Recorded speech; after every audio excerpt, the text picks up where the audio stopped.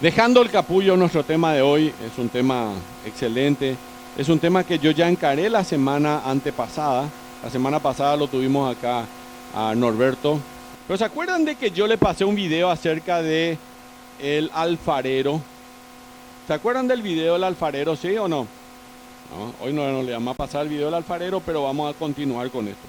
Quiero irme nada más en Jeremías capítulo 18, versículo 1 al 7.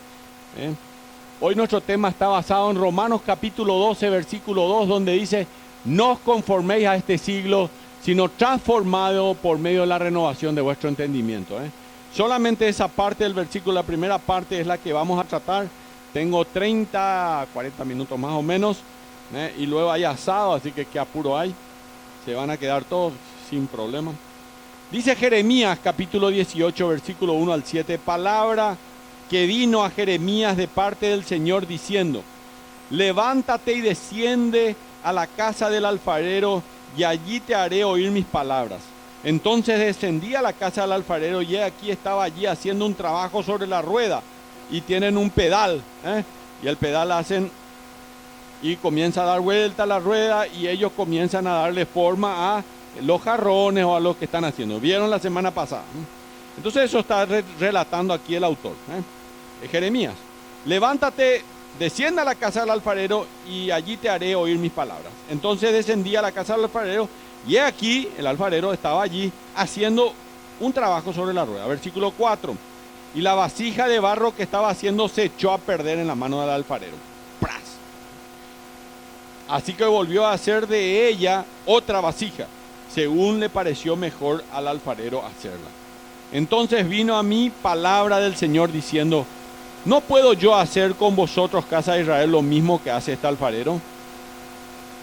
Declara el Señor: he aquí como el barro en las manos del alfarero, así sois vosotros en mis manos. Eso es lo que Dios quiere, hermanos.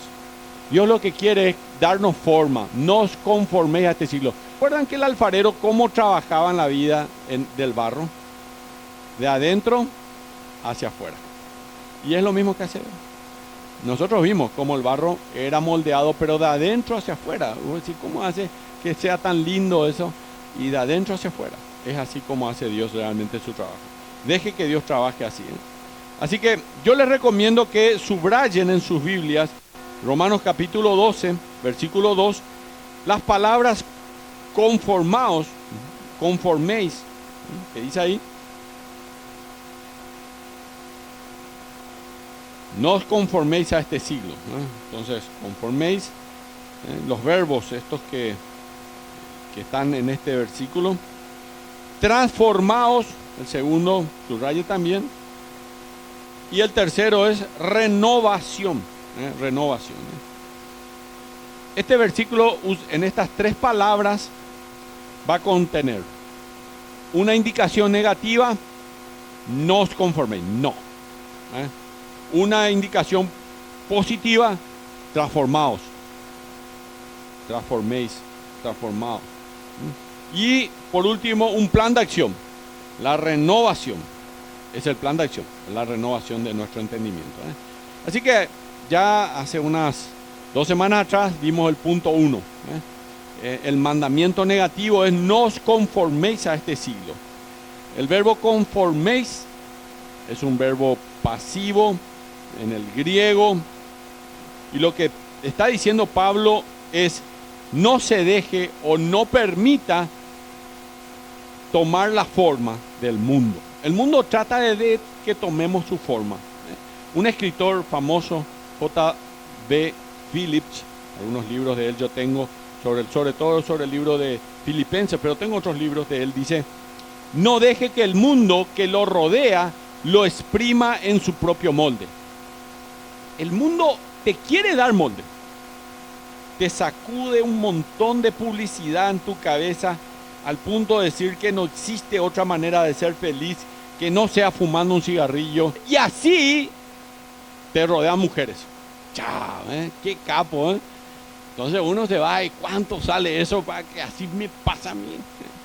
Y entonces vos pensás que ese es el principio. Además que, desde luego que no fotografían a unos cuantos que se están muriendo de cáncer de pulmón, ni menos todavía fotografían a unos cuantos alcohólicos que están en Alcohólicos Anónimos, que pobrecitos están enroscados, ¿verdad?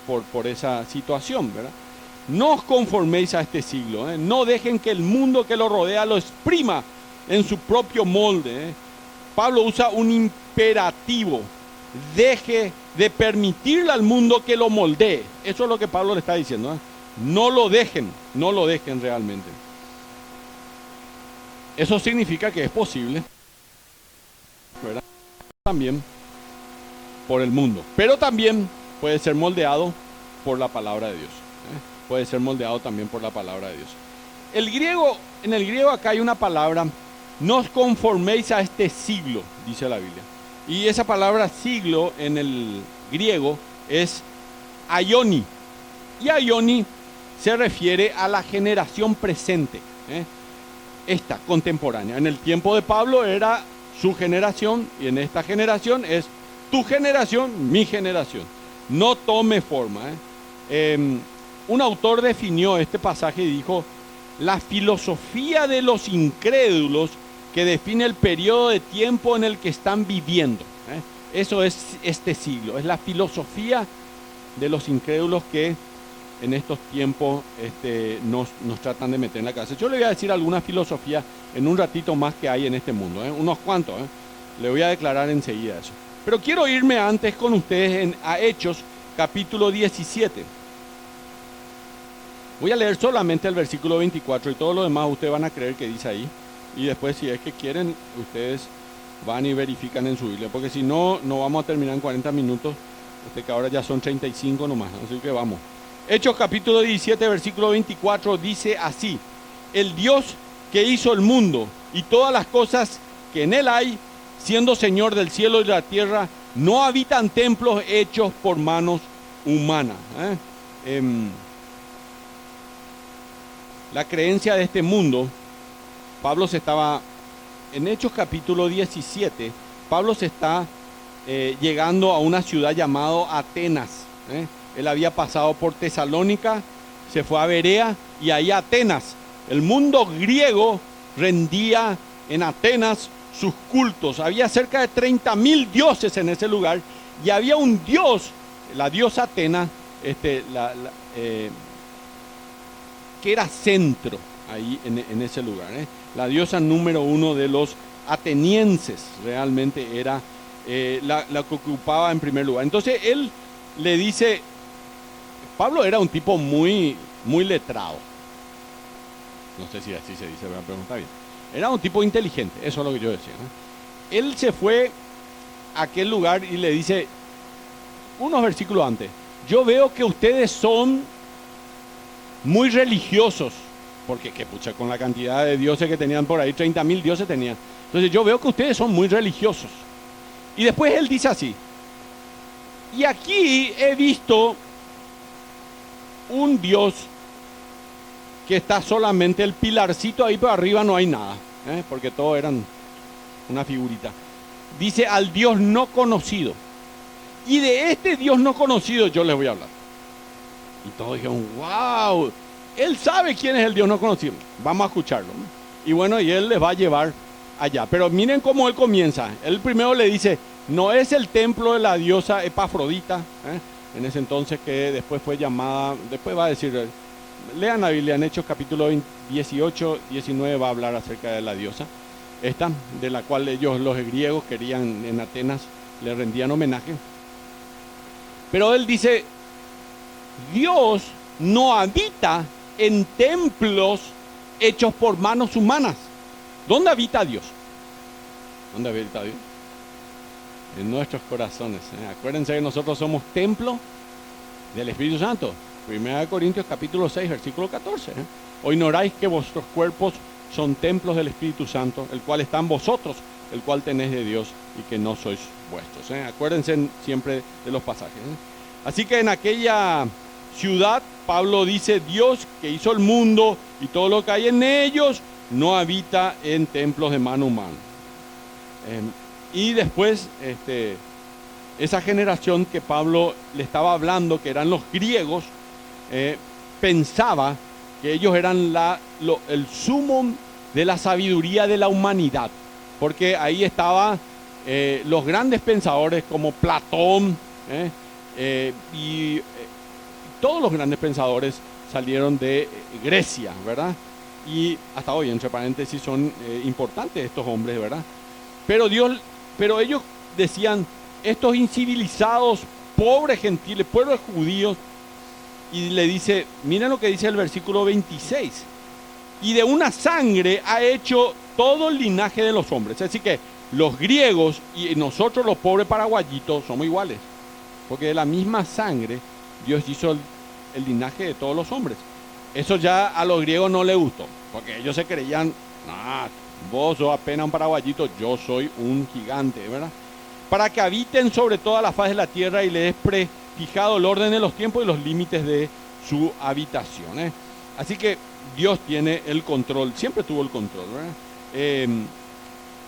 Dios es el que va a determinar lo que va a pasar a continuación. Desde luego Cristo iba a morir en la cruz del Calvario, ya había muerto y ahora ellos necesitaban volverse a Él. Fueron rechazados, pero luego ellos aceptaron a Jesús como su Salvador personal. ¿Cómo piensa esta generación ahora? Es mi pregunta. ¿Cuáles son las filosofías de nuestra generación? Nosotros vivimos en una generación, hermanos, y escuchen lo que les voy a decir, porque si no entienden esto no van a entender luego el mensaje. Vivimos en una generación que tolera todo, que no cree en nada, que no le importa nada, sino uno mismo. Lo que me importa soy yo. Es como decir, el cliente siempre tiene la razón. Copié de un pastor esto que él dice así, los 10 mandamientos de nuestra cultura actual. Miren lo que él dice. Disfrute el día, compre, está de moda, ¿eh? Elimine el dolor, esté al día, tipo, no puede ser un viejazo, tiene que estar al día, ¿no? Relájese, exprese lo que piensa, sea entretenido. ¡Ja! Eso es lo que a mí me gusta, la gente que es entretenida. Entreténgase, porque eso es muy importante también. Gaste en entretenimiento y asegúrese de ponerse al día con sus emociones y sus sentimientos. Hace lo que se te da la gana. Esta es la filosofía del mundo, ¿eh?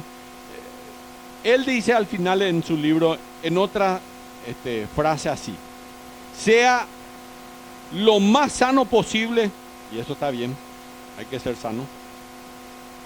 Viva lo más que pueda, gane la mayor cantidad de dinero que pueda y viva lo más cómodo que pueda. Esa es la filosofía de este mundo, hermano. No es la filosofía de Dios, lamentablemente. La Biblia dice que presentes tu cuerpo en sacrificio vivo. ¿Cómo hacer para que no te queme? ¿Sabes cómo hacer? Te bajas. Entonces nosotros somos algunos de los que nos subimos al sacrificio vivo y cuando hace mucho calor nos bajamos rápido. Y acá en la iglesia tenemos muchos que están dispuestos a subir al sacrificio vivo. Pastor, nosotros estamos contigo siempre. Se suben al sacrificio vivo y cuando está un poco caliente, voy a tomarme unas pequeñas vacaciones. No me dicen así, ¿verdad? Pero me hacen entender que valema.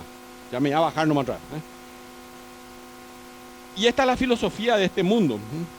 Hoy el secularismo, en la filosofía de este mundo, trata de dictar la manera de pensar de los cristianos, ¿eh? Para la filosofía de este mundo, el hombre es el centro de todo.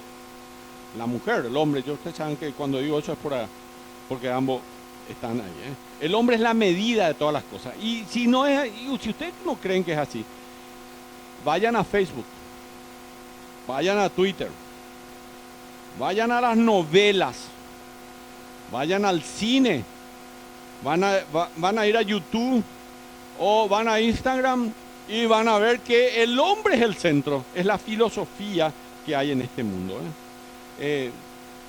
Entre paréntesis, eso no significa que no tengan más. No, espera, yo tengo, así que no se preocupen tanto, ¿eh? Pero El problema es cuando eso ocupa en tu cerebro cuál es la filosofía de vida. Ay, me gustó. Hay gente que me comparte cosas muy lindas. Por ejemplo, me comparten que hay que descansar, porque el descanso hace bien. Lo que me está diciendo es, pastor, vos estás muy acelerado. Para. Después, lo importante es la familia. La familia es tan importante, tan bueno. Entonces lo que me está diciendo es, atenderle a tu familia. Y en realidad yo toda la indirecta, ok, es la filosofía de este mundo, yo ya sé que es así y entonces la escucho y la veo, ¿verdad? Pero todo el tiempo te envían todo este tipo de cosas, yo tengo un montón. En Colosenses capítulo 2, versículo 8 dice la palabra de Dios, mirad que nadie os engañe por medio de filosofías, mirad, anoten ese versículo, Colosenses 2.8, creo que está luego en su material, ¿verdad? Está. Pero subrayen en su Biblia, porque de verdad, miren lo que dice. Mirad que nadie os engañe por medio de filosofías y huecas sutilezas, según las tradiciones de los hombres, conforme a los rudimentos del mundo, y no según Cristo.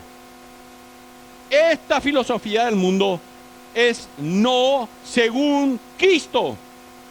No se olviden, porque eso dice la palabra de Dios. Miren lo que dice Gálatas 1.4, habla de que este es el presente siglo malo. ¿Cómo le llama a este siglo? El presente siglo malo. Romanos capítulo 12 usa la misma palabra para decir no os conforméis a este siglo. Este es el siglo malo. No os conforméis, no tomen la forma. Segunda Corintios capítulo 4, versículos 3 y 4, está en sus bosquejos todo esto, así que ustedes subrayen, nomás de este está hablando. Pero si nuestro evangelio aún está encubierto, entre los que se pierde está encubierto, en los cuales el Dios de este siglo, ahí está, la misma palabra, cegó el entendimiento de los incrédulos para que no le resplandezca la luz del evangelio de la gloria de Cristo, la cual es la imagen de Dios. ¿Cuánto más quiere Satanás, el Dios de este siglo, que los creyentes también estemos cegados? Le encantaría a él. Cuando más nos metamos en las filosofías de este mundo, menos nos vamos a meter en las filosofías de la palabra de Dios, en la única verdadera filosofía. Cuando más nosotros abracemos esta otra filosofía, más nos vamos a alejar de la filosofía de la palabra de Dios. Y miren, hermanos, hace poco hablé con un pastor y me decía así, ¿alguna vez viste a un hombre cuando se hacen dos caminos, un camino al lado del otro? Si uno de estos caminos tiene una ligera, pero pequeñita curva, pero no nada, en los primeros 10 kilómetros vos le vas a ver al tipo que está allá y le vas a saludar. Pero cuando llegas al kilómetro 50, al kilómetro 100 ya no sabes dónde está él, porque comenzó con una pequeña, ligera desviación para luego desviarse tan lejos ya de Dios. La filosofía de este mundo te va a llevar por lugares que realmente vos no te vas a poder después volver de ese lugar. Efesios capítulo 6, versículo 11 y 12 dice, vestíos para hacer frente a esto, a la filosofía de este mundo, que no es más ni menos que Satanás.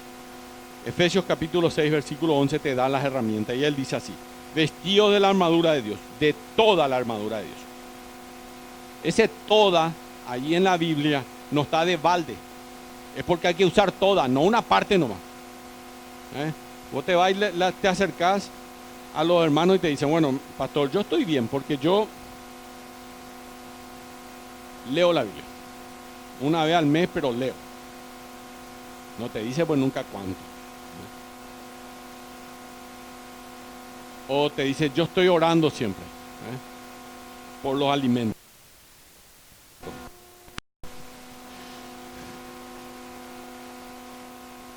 Y no me voy a la iglesia nomás. Ese nomás. La Biblia dice que tenemos que amar a nuestro hermano y que si es necesario hasta dar nuestras vidas por ellos, pero me da igual a mí. Ese nomás es mi problema. A veces me sale una grosería, pero eso nomás. A veces tengo un pensamiento errado, pero ese no más. Y no me va a contar todo porque en realidad ya tiene vergüenza, ¿verdad? Vestido de toda la armadura de Dios, toda la armadura de Dios, para que podáis estar firmes contra las filosofías, contra las acechanzas del diablo, porque no tenemos lucha contra sangre y carne. Hermano, vos nomás creés que está luchando contra la pornografía, o que vos estás luchando contra un canal de televisor que te pone una novela en donde la mala es buena, la adúltera es la mejor y la fornicaria es un pobrecito. No, eso te están vendiendo, te cuento. Algunos intentan cruzar el océano de este mundo con toda llena de filosofías con un bote a remo. ¿Qué va a pasar? Te va a dejar cansado y lo más probable es que no vas a lograrlo. La segunda es, algunos ya se han dado luego por vencido y se entregaron a lo que ellos le llaman, entre comillas, me entrego a la gracia de Dios. Así nomás, ya no me voy a la iglesia, no voy a leer la Biblia, no. Que Dios nomás ya me lleve, me haga. Y son como los náufragos en una balsa. Estos son los flotadores, los creyentes flotadores. Son los náufragos en una balsa. Van por aquí, se están yendo, no sabemos ni nada. No hacen nada sino esperar que alguien lo vea y que lo encuentren, ¿verdad? Los que están en náufragos, ¿verdad? Ni él intenta dejarse llevar, las corrientes le llevan y él se lleva nomás. No son efectivos en su vida espiritual. Pero el tercer tipo es aquel que tiene un velero. Prepara las velas, las ajusta, están listas, está equipado, está entrenado, está alerta, ajusta las velas y continúa el viaje. Y estos van hacia allá. En conclusión, el siguiente y final, yo dije que era el último, miento de vez en cuando. Este es el último. Este sí es el último. O si no, no iba a terminar. Ahí está. Copien. Número 1. Ya aquí nada más voy a leer con ustedes. Número 1. Esté alerta. El conformismo es más dedicado que los creyentes en juntar adeptos. Hay 1000 hermanos conformistas. Yo no voy a nunca cambiar. No voy a transformar mi cuerpo en sacrificio vivo. No lo voy a dar al Señor. Yo voy a hacer lo que a mí se me da la gana. Y a mí me parece bien que dicte mis normas de vida y de conducta a este mundo. Yo voy a seguir con Facebook porque ahí lo que yo encuentro cómo tengo que hacer. Ahí lo que hay que hacer esto y hay que hacer aquello y todo eso. Acá me dice, acá ya está suficiente. ¿Para qué me voy a la iglesia? Sí, con Facebook o con Twitter o con una novela, por ejemplo, ya puedo saber todo. Entonces, el conformismo es más dedicado que los creyentes en juntar adeptos. Segundo, tengan cuidado. La transformación de mente y espíritu nunca va a suceder si usted no se expone a la verdad de las Escrituras. No hay otra forma. Siento decirlo, pero hay que decirlo. Pablo Hecker dice siempre eso. Le sigo también a él en Twitter, entre paréntesis. Tengo que dejar el conformismo y tengo que leer la palabra de Dios. No hay otra. Y en tercer lugar,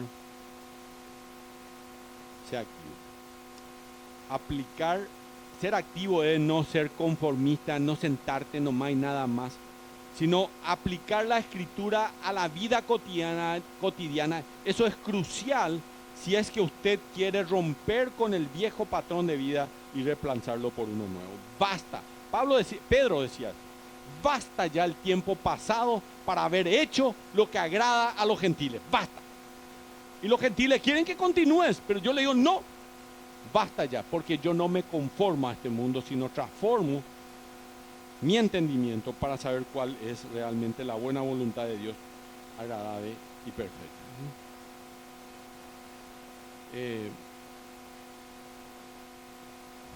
Hace poco leí una historia, y con esto termino,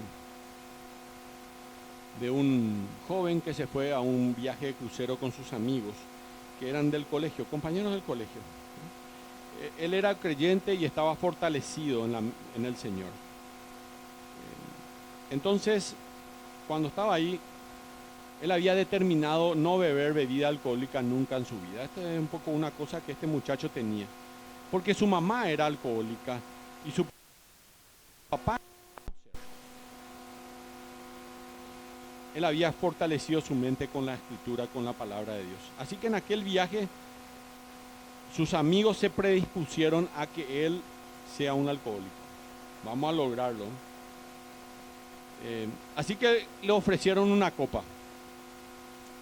Y cuando le dieron una copa, le ofrecieron, él citó un versículo bíblico que había memorizado. Y él le dijo así: el vino es escarnecedor, la sidra es alborotadora, y cualquiera por ellos yerra, no es sabio. Proverbios 21. Bueno, sus amigos le respondieron: vamos, una cerveza no te va a hacer mal, no le hace mal a nadie. Entre paréntesis, con una cerveza empezaron los alcohólicos, con una cerveza empezaron los borrachos, con una. Entonces él le respondió nuevamente: no mires al vino cuando rojea, cuando resplandece su color en la copa. Se entra, miren lo que dice la Biblia, se entra suavemente, mas el fin como serpiente morderá, y como áspid dará dolor. Proverbios 25, 23, 31 y 32. ¿Es sabio o no la Biblia? Bueno, sus amigos comenzaron a enojarse y a acusarles de que vos nos rechazás. Escuchen esto los adolescentes sobre todo, porque ustedes siempre tienen la presión de que les rechazan. Vos nos rechazás a nosotros. Y él suavemente repitió este versículo: si los pecadores te quisieren engañar, no consientas. Proverbios 1:10. Esta es la historia de un joven que se liberó del capullo, maduró, creció y extendió sus alas hacia la libertad. La única libertad que puede dar el Salvador. El Espíritu del Señor está contigo, y Dios no nos ha dado espíritu de cobardía, sino de poder, de amor y de dominio propio. Dominio propio. Vamos a orar al Señor. Espero que Dios le haya hablado en el corazón en esta hora. Y que digas: yo, Señor, ya probé todo. No me dio. No funcionó. No quiero ser moldeado a este mundo. Decirle así al Señor: Señor, yo no quiero ser moldeado por este mundo. Tú sabes que tengo que cambiar, Señor. Tú lo sabes. Pero hoy en esta mañana he escuchado tu palabra. Yo no quiero que este mundo tome más forma en mi vida, Señor. No quiero que tome forma en mi familia. No quiero que tome forma en mi mente, Señor. Y hoy entrego mi vida a ti para que tú, Señor, me guíes. Para que tú, Señor, me fortalezcas. Para que tú, Señor, me ayudes y me moldees. Porque no quiero ser más moldeado por este mundo. A partir de hoy yo decido, Señor, ser moldeado por ti. Ser moldeado por tu palabra. Dejo atrás mi vida sin sentido prácticamente, Señor, porque a pesar que sea creyente, no vivía para agradarte a ti, Señor. Y hoy entrego mi vida. Porque lo que más quiero, Señor, es tu voluntad, que es buena, agradable y perfecta. De todo corazón, en el precioso nombre del Señor Jesús. Amén. Amén y amén.